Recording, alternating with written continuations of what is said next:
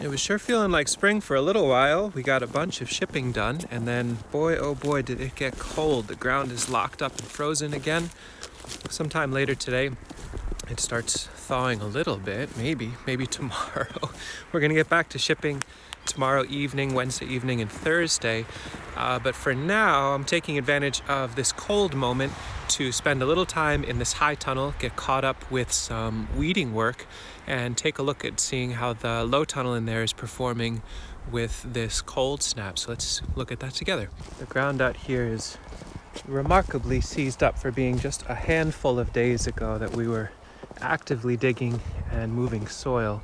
I'm sure it'll thaw again pretty soon, but I want to take a look at the space in here. I suspect that with the intensity of cold that we had, let me just put that down, let me close this door, that the soil in the high tunnel overall is pretty crusty. Let's see if that's true. It's actually not too bad.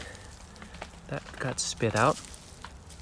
So that's really promising. We were down to, I think it was 13 degrees the other night, maybe 16 degrees last night. Probably closer to the edges. It's a bit crustier, but no, not too bad. And most of the little weed seedlings, quote unquote, or we'll just call them plant seedlings, they're showing a tiny bit of frost damage here or there. So they have gone through a bit of trauma, but overall they're all pretty alive. So that if this had been thoughtfully sown out to cold hardy spring crops, I feel like they probably would have done okay with that. In fact, on this side, where we've transplanted out a whole lot of kales and spinach, they feel like they've been stressed a tiny bit, but nothing too bad. This was from the winter, so their new growth is there. We can be harvesting pretty actively.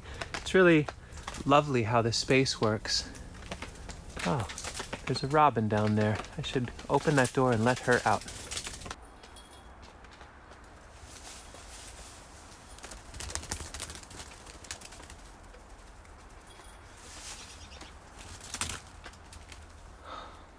It's funny, even with the door open, she didn't seem to want to leave. She seems confused and upset by the situation.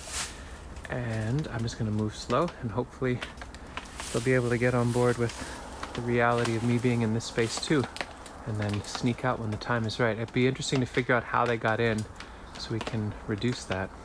Anyway, so the space outside in here has definitely experienced some freezing, but nothing too punishing. All the plants seem like they're in okay shape.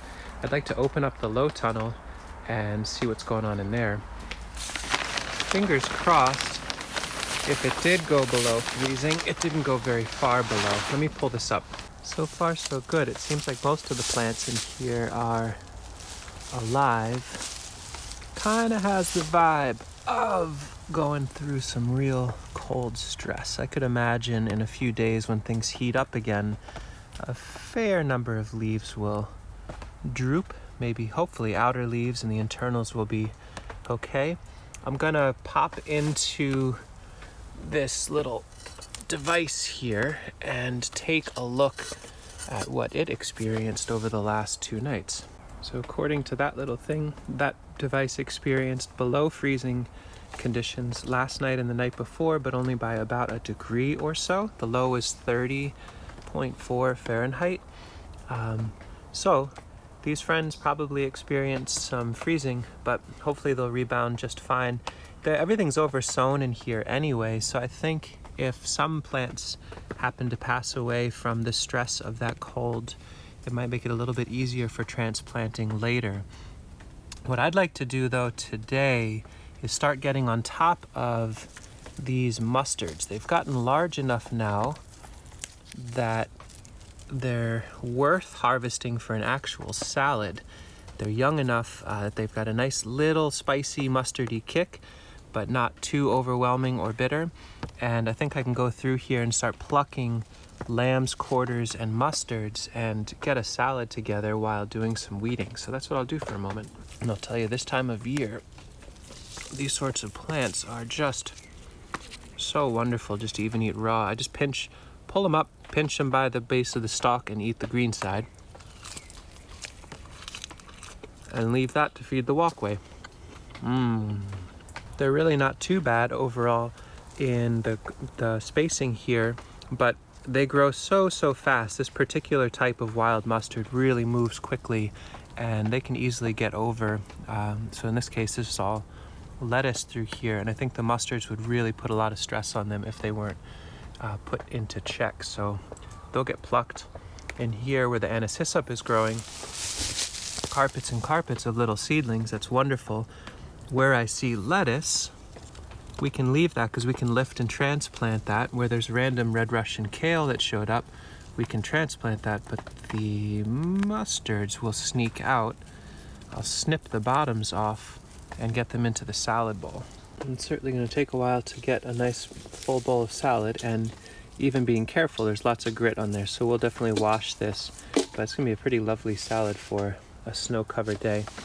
And what's fun about doing it in a slow and steady way, like I was showing before, there's the lettuce that shows up, the red Russian kale, we can work around those and then transplant those together. And then as I was pulling the mustards in here, I was finding some nice slightly reddish leaf lettuce showing up, so we can pull around that as well. In this space, I was hoping for skirret that was sown on the 26th of February. So far, I do not see any germination in here that I can tell is skirret. Never mind, I take that back. There is a skirret baby right there. Oh my gosh. So it's a good reason to think about doing this weeding / harvesting, because they're pretty slow to come up. They are just beginning to show themselves. I kind of think that's a skirret again, not 100% sure, but if we lift the other plants and actually harvest and eat them, then they'll have a chance. This is probably wild licorice, and so we'll need to harvest the amaranths around them and the mustards in order to give them a chance. And you can see where the cucurbits that randomly showed up, that 30.4 degrees was enough to completely zap them. So really good reminder here as well that this is early enough in the season, this is experimental enough that even though it's creating a nice buffer temperature-wise, we are still not out of the woods as far as we definitely don't need to be sowing tomatoes and peppers for another few weeks until things really warm up. I'm realizing we're going to be washing these anyway, so the little roots at this time are filled with good nutrition too. Why waste them? We'll just pick through that. Sasha won't be too thrilled with washing that, so I'll take on the salad spinning this time to deal with that. There's not a lot of mineral in this soil either. It's pretty much aged compost, so if there's a tiny bite here or there, it's not the end of the world. But fair bit, you know, a good little salad from barely weeding one little section. I haven't even gotten into the onions over there. It's the first time I've been on the north side of this bed in quite a while, so seeing some fun things happening. Just went through and weeded a bit. Little parsleys, they're so slow to start. I feel like each year I have a hard time getting them to get established. I think they just need patience, and now that it's been weeded, we can actually see who's in here. A little bit low germination rate, but maybe another flush will be coming up soon.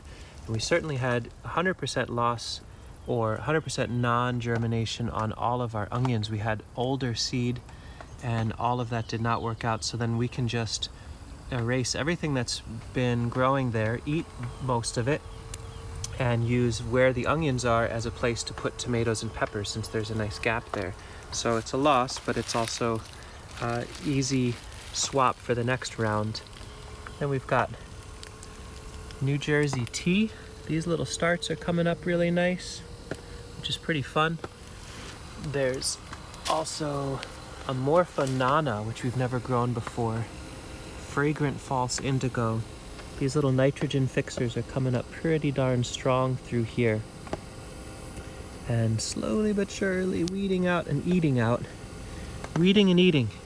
If you're weeding, why aren't you eating? Is a good question, I think. Anyway, lots going on in here. For now, I think I'm going to take what has been harvested. We'll give it a thorough wash, make a dressing, and enjoy a lunch of weeds as we open up the space for these other plants. I'm also glad I happened to be in here on this cold day when the sun came out a little bit, I'm realizing because this solar panel connected to the fan ventilation system, it's driven by the sun, which is amazing on hot days. But since we're coming into another cold night, I'm realizing I actually want all the heat of today to accumulate in this space. It's going to be very cold outside for the most part, and any solar gain should stay. So I'm going to unplug this for today, get the plastic back down, get it over that pathway, and let the heat really accumulate so I can check tomorrow whether or not this space experienced any freezing at all. But pretty long video about little piles of greens, but they're pretty special to us, especially with this swing season right now. In a way, it seems silly to harvest, why put the effort into this? It's just weeds, when very easily could have just gone through and cut some of this crop. But this allows the actual crops to grow a bit more. And with permaculture, we want to value the marginal. And so this is actually going to be a very nutrient-dense salad. And with a thorough washing, it'll be quite the delight for this time of year, especially with snow on the ground and freezing temperatures.